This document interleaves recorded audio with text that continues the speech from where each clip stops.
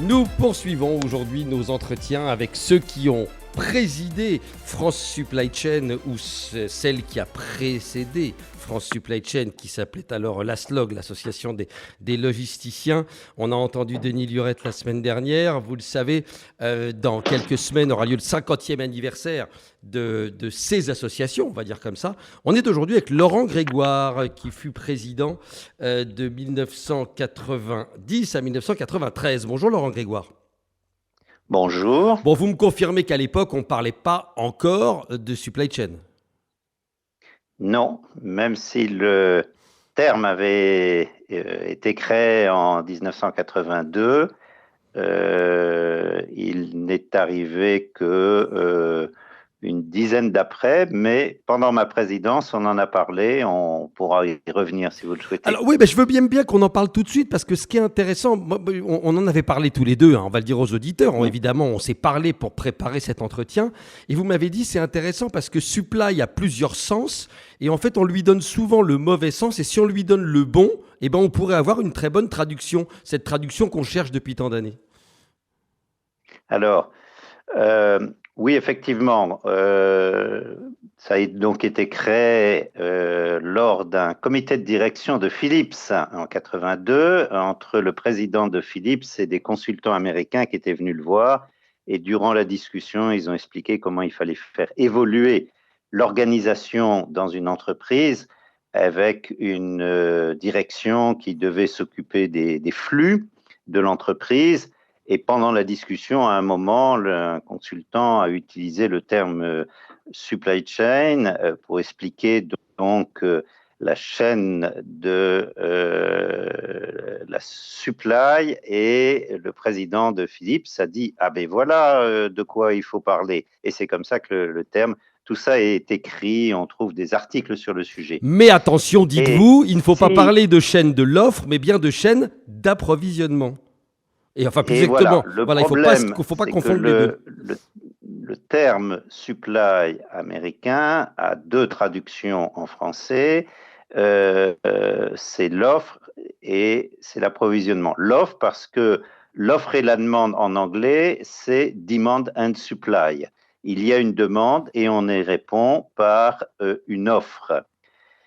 Mais supply est aussi le mot utilisé pour approvisionnement, et malheureusement en français assez rapidement, quand le terme supply chain s'est développé, donc plutôt dans les années fin des années 90, il a été traduit, lorsque les gens voulaient le traduire, par approvisionnement et non pas par l'offre, Voilà, malheureusement. Oui. et vous dites c'est un peu une erreur. Si on avait parlé de chaîne de l'offre, on comprendrait bien de quoi on parle. Justement, tous ces processus logistiques en évolution, à quoi ils ressemblaient là, au début, puisque votre période, c'est celle du début des années 90 pour ce qui est de la présidence de l'association. Qu'est-ce qui se passait à ce moment-là dans l'évolution des processus logistiques ? Alors, d'abord, c'est bien que vous utilisiez le mot processus parce que c'est moi qui l'ai introduit. Et c'est pour ça que je l'utilise. En fait, je vous passe du cirage. Je l'utilise parce que je sais que vous aimez l'expression. Non, je ne l'aime pas, mais ça a été l'invention qu'on a eue pour faire avancer la promotion de la logistique. D'abord, j'indique, pour reprendre ce que vous avez dit au tout début, en disant c'était l'ASLOG, l'association des logisticiens. Quand j'ai été élu président, et déjà vice-président avant, j'étais gêné que l'ASLOG s'appelle l'association des logisticiens, parce que j'estimais que l'un des buts essentiels de cette association, ça devait être de promouvoir la logistique. Et pendant ma présidence, nous avons changé le nom de l'association tout en gardant le sigle ASLOG, et c'est devenu l'Association française pour la logistique dans l'entreprise. Donc, pour faire la promotion, c'était l'idée de la logistique. Allô ? Oui. Donc, effectivement, il y a eu cette évolution. On est passé de association des logisticiens à association française pour la logistique. Ça, c'est l'étape 2. Et donc, quand je vous demandais ce qui avait évolué à votre époque, ça en fait partie. C'est-à-dire qu'on s'est mis vraiment à vouloir mettre en avant cet outil essentiel des entreprises, qui est la logistique, et qui s'appellera ensuite supply chain. Voilà. Donc, et pour promouvoir la logistique et pour faire comprendre que ce n'était pas que du transport et de la manutention, car lorsque j'ai pris des responsabilités à la SLOG avait été créée par l'IFTIM, donc l'organisme de la manutention, puis par l'AFT qui hébergeait la SLOG, donc le transport. Et donc pour tout le monde, la SLOG, c'était l'entreposage et le transport. Et vous trouviez tout cela un peu réducteur? C'était extrêmement réducteur. Moi-même, j'étais, en tant qu'ingénieur, employé dans une entreprise où je suis resté d'ailleurs 32 ans, comme directeur d'abord de logistique, puis de la supply chain. Et mon action principale n'a été ni dans l'entreposage, ni dans le transport, mais dans la gestion de production, c'est-à-dire la planification des programmes de fabrication. Et donc, pour moi, promouvoir ce qui s'appelait la logistique à l'époque, aujourd'hui la supply chain, c'était de montrer qu'il y avait un processus. Alors là, c'est le mot. Il faut dire que j'ai fait de la formation dans ce domaine-là et que j'ai créé notamment au CNAM le premier DEA en logistique que j'ai appelé processus. Le processus logistique. Le mot supply chain n'existait pas. Voilà, et donc voilà donc l'expression processus logistique que j'employais tout à l'heure. Quel regard portez-vous justement? Vous devez être très satisfait de voir qu'aujourd'hui, la supply chain est devenue à ce point stratégique dans les entreprises, que les directeurs supply chain sont de plus en plus consultés par les patrons des entreprises, qu'ils sont de plus en plus membres très actifs et très écoutés des COMEX des entreprises. C'est une évolution qui correspond à ce que vous appeliez de vos voeux il y a déjà 30 ans.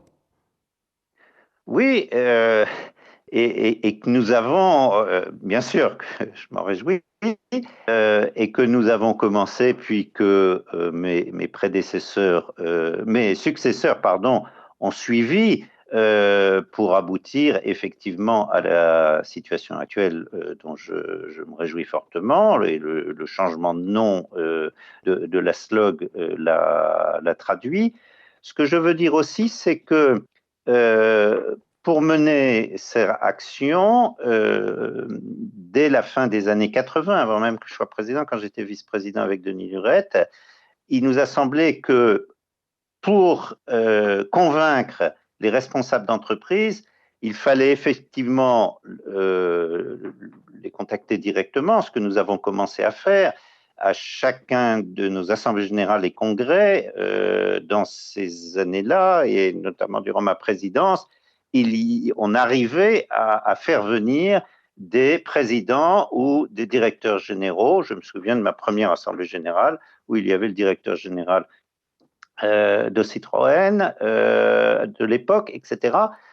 Donc faire venir des responsables d'entreprise pour leur expliquer ce qu'était cette fonction, et puis pour mobiliser. Je me souviens du coup d'une des Échos qui parlait enfin de logistique, parce que justement nous avions invité ces responsables d'entreprise. Mais je souligne un autre point, c'est que et cela continue après moi, j'ai été toujours convaincu que pour arriver vraiment à mobiliser les responsables d'entreprise, il fallait aussi que leur environnement, c'est-à-dire les responsables économiques et politiques, le reconnaissent. C'est bien que les entreprises se développent, mais en France, il est bon, notamment pour que dans les grandes écoles et les universités, on fasse évoluer et évidemment la formation.